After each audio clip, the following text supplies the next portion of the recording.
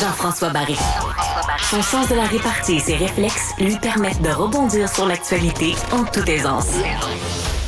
On retrouve Nicole Gibault, notre juge à la retraite, pour parler de grands dossiers, comme par exemple ce procès d'Harold Lebel, où deux hommes sont poursuivis pour avoir révélé l'identité de la victime, ce qui ne se fait pas, bien évidemment. Non, puis c'est un message, Jean-François, important.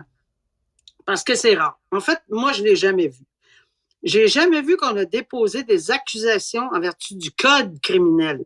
Parce qu'un outrage au tribunal, on le voit en civil, quelqu'un qui enfreint des barrières ou des barrages ou enfin non, quand on veut faire enlever un barrage plutôt, puis qu'il y a une injonction, etc. On entend parler d'outrage, puis de ci, puis de ça, puis de pas respecter les ordonnances de la Cour. Mais ici, une ordonnance de non-publication, Jean-François, je tiens à le dire clairement, là, ce n'est pas seulement pour les journalistes, ce n'est pas seulement pour les personnes qui sont assises dans la salle, en salle d'audience, c'est pour tout le monde, tout le public, tout le monde.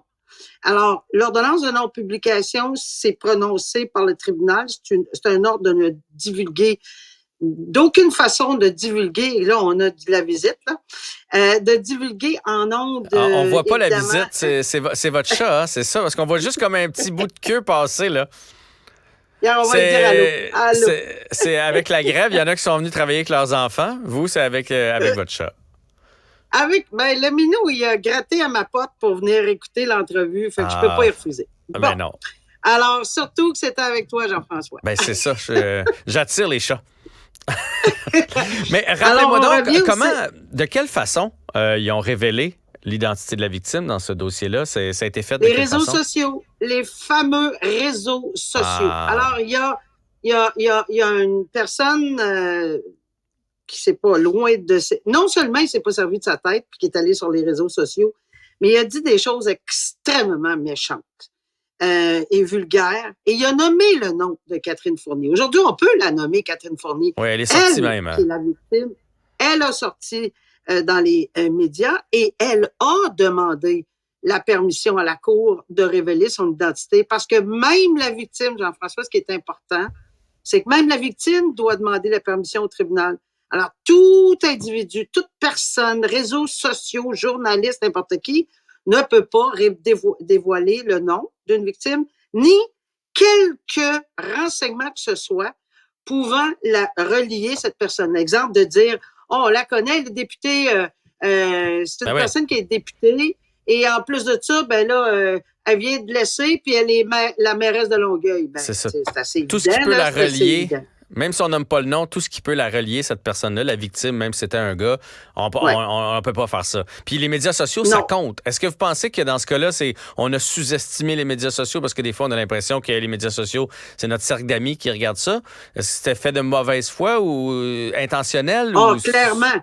C'était intentionnel dans ce cas-là. Jean-François, de mauvaise foi parce que j'ose même pas répéter ce qu'il a dit sur les réseaux sociaux parce que ça vaut pas la peine d'y donner de l'importance à cet individu si ce n'est, le fait d'avoir été poursuivi au criminel, c'est une chose, mais on va sûrement entendre dans les médias par la suite ce qu'il a dit. Moi, je ne vais pas lui donner de l'importance sur cette phrase-là, c'est trop vulgaire à mon avis. Et l'autre personne, c'est pour ça que je dis que c'est intentionnel, de toute évidence, et clairement, il n'aimait pas cette personne, ou enfin, peu importe. Et là, je pense que le message est clair du DPCP. Pour une fois, ils ont utilisé l'article du Code criminel qui permet ceci, dépôt d'accusation pour avoir brisé cette ordonnance de non-publication. C'est pas juste une petite tape sur les mains, c'est une accusation. Donc, même s'il avait, mettons, une explication farfelue quelconque, on verra, parce qu'il est toujours présumé innocent, mais tout ça pour dire que même si c'était le cas, évidemment, le message est déjà lancé à la population et à tout le monde qui voudrait dire, moi, je sais, je suis allé au procès, là, puis je peux vous le dire, moi, je sais c'est qui, là. Non, alors, dans le fond de son sous-sol, tu sais, on peut pas faire ça. Alors, c'est passible. J'entendais, Jean-François, une personne dire, ou des personnes dire, c'est pas beaucoup, c'est passible de 2 ans. Passible de 2 ans d'emprisonnement, une amende de 5 000 $ quand même. Mais je pense pas que c'est ça le but. C'est le message. Le but, c'est de passer. Exact. C'est tout à fait ça. Alors, le message est passé. On verra ce que ça va donner au procès. C'était la comparution des 2 individus hier. Alors, sûrement qu'ils ont enregistré un plaidoyer de non-culpabilité. Puis s'ils plaident coupables, on verra c'est quoi les excuses, on verra c'est quoi les explications, on ne sait pas. Ouais. C'est pas beaucoup 2 ans, mais quand même. On a mieux 2 ans dans notre chez nous que 2 ans dans une prison. Fait que le message est quand même assez fort. On va suivre ce dossier-là et on va y aller maintenant avec le féminicide du côté de Saint-Donat. Il y a la mère de la victime qui a livré un témoignage. Oui, puis ça, c'est un féminicide qui était c'était très, très triste. C'est toujours très triste. Mais moi, je regarde juste en arrière de tout ça, puis je regarde 5 enfants orphelins. Parce qu'on comprend que le père a tout fait, a inventé toutes sortes d'histoires. Moi, je l'ai suivi, ce procès-là, Jean-François.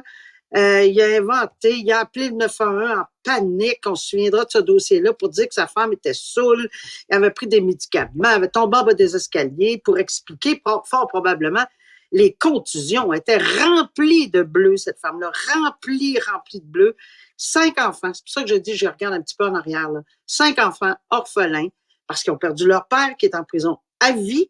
Ouais. Puis le tribunal a dit qu'il acceptait qu'il puisse, parce que c'est entre 10 et 25 ans pour demander une libération conditionnelle parce que c'est un meurtre au 2e degré, Jean-François. Mais le jury, moi, je vois pas ça souvent. Ce que le jury a fait, c'est a recommandé de façon unanime 13 ans, je crois que c'était 15 ans, quelque chose du genre.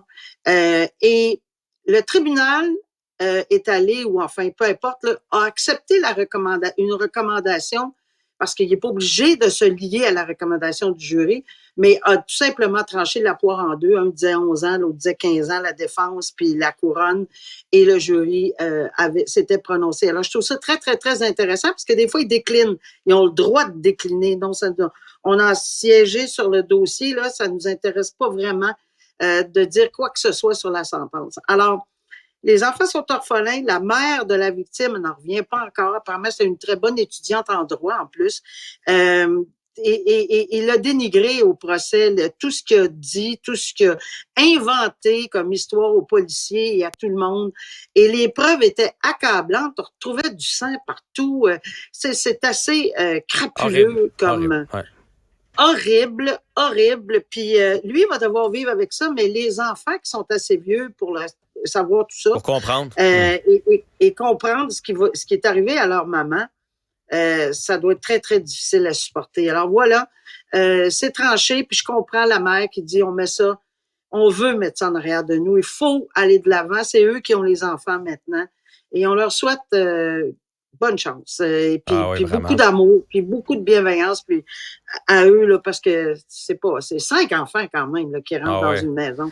5 enfants différents, il y en a qui vont mieux le prendre, il y en a qui vont toujours y revenir, il y en a qui vont aller lire sur les internets, parce que ça reste, là, Internet, là, le procès, etc. Ça va rester toute leur vie.